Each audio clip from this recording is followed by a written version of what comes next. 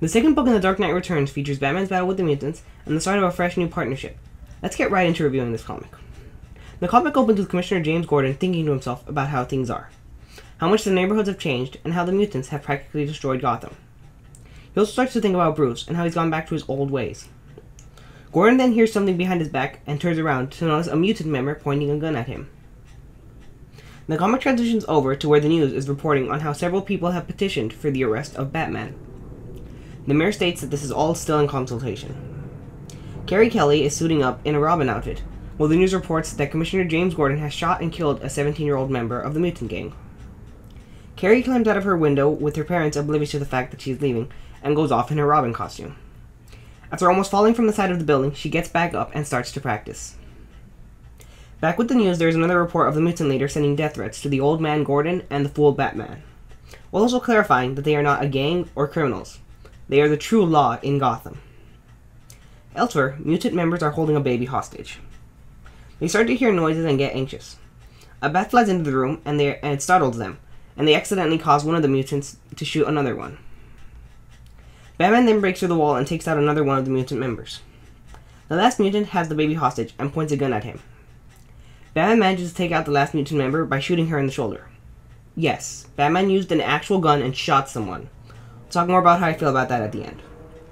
The comic transitions to where once again the news is debating on whether or not Batman is good or not, and how his actions are truly affecting everyone. Carrie is shown having learned to jump from one building to another without falling. A mutant member starts to regain consciousness and begins to notice he's above Gotham City. Batman is interrogating him and dangling him off of a building. Carrie Kelly is then shown going around Gotham and attempting to stop any crime she sees. She starts off by stopping an illegal game of gambling. Carrie then goes and overhears mutant members talking about a meeting that they are going to have, and how the leader ordered everyone to the dump. She proceeds to follow them there. Batman gets into the Batmobile and heads off to the dump where the mutants are. While this is all going on, the mayor reveals that Commissioner Gordon's successor has finally been chosen. He then announces the next commissioner of Gotham, Captain Ellen Yindel. Miss Yindel then announces that her first act as commissioner will be issuing a warrant for the arrest of Batman. At the dump, the leader of the mutants is giving a speech to the other members when Batman arrives. He then launches an explosion near them, causing the mutant leader to order an attack on Batman. His Batmobile is much more like a bat tank this time around, and he easily gets past the other mutants, since the only thing that can cut through it isn't even from the planet. The mutant leader then demands that Batman comes out of the Batmobile and faces him like a man. Through radio, Alfred tries to contact Bruce when he notices that Bruce has lowered the weapons on the Batmobile. Bruce thinks about how the fight against the mutant leader will go, and then he exits the Batmobile to fight one-on-one. Batman and the mutant leader begin fighting. However, since Bruce is old and the mutant leader is still in his prime, he starts to overpower Batman. Batman is quickly losing the fight while the mutant leader is still going strong.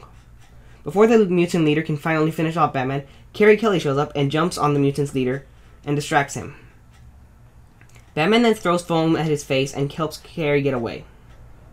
The scene cuts over to the White House where the president is talking with a very special guest, and they're having discussions on what is to come. Batman and Carrie get into the Batmobile, and Batman orders the Batmobile to take him to the cave, with Alfred telling Alfred that Carrie Kelly is coming with him, that Robin is coming with him. Over at Arkham Home for the emotionally troubled, the Joker continues to work on his scheme. He gets the doctors there to start feeling bad for him, and starts to say that he is remorseful for his actions. At the Batcave, Bruce goes off to try and find himself. Then there is even more instances of the news discussing Batman and his actions. There's probably about 4 or 5 pages of news discussions. The police have captured the mutant leader after his fight with Batman, and the mutants are threatening to break him out. The mayor and Gordon then try and go to negotiate with the mutant leader while he's in captivity.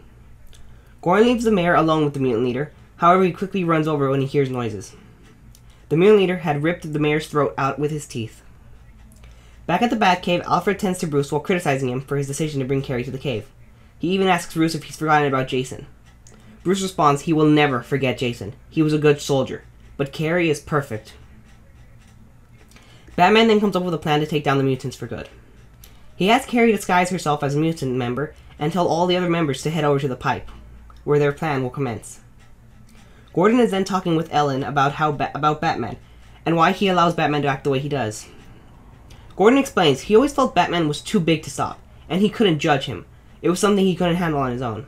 He even explained the situation using a metaphor to Roosevelt and the Pearl Harbor bombing of World War II. As Ellen leaves, Bruce meets up with Gordon and asks him for one last favor. Gordon releases the mutant leader, and he ends up fighting with Batman at the pipe.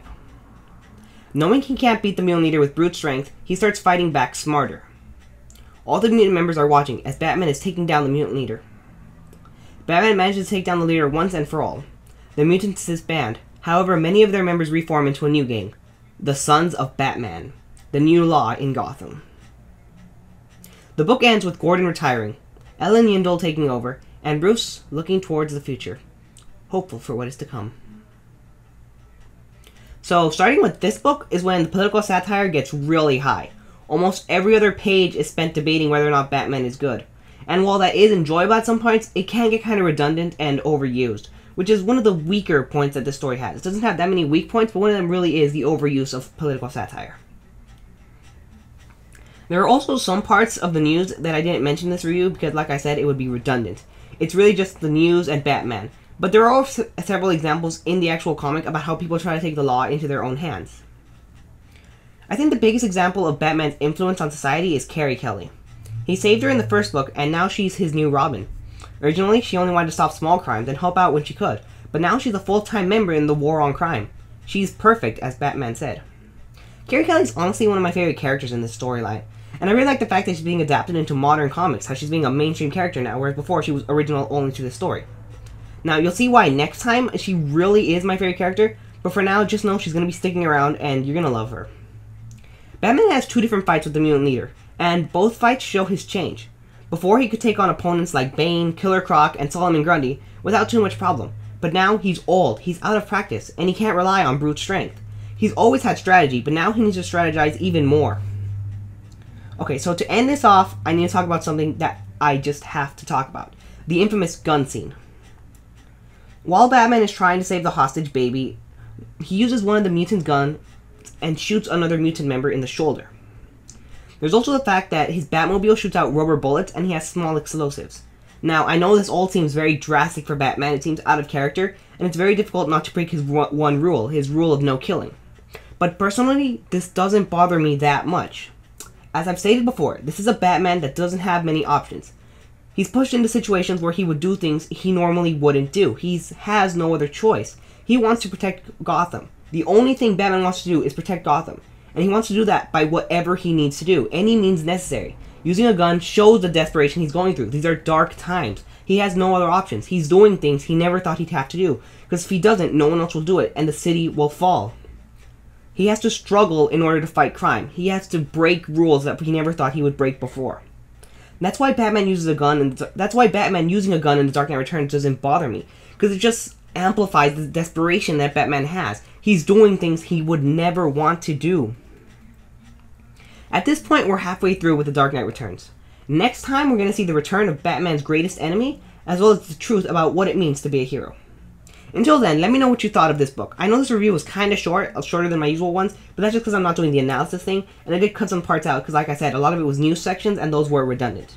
Either way, let me know, what are your thoughts on Carrie Kelly, and what are your thoughts on Batman using a gun? I hope you all enjoyed, and I'll see you all next time with hopefully a longer review.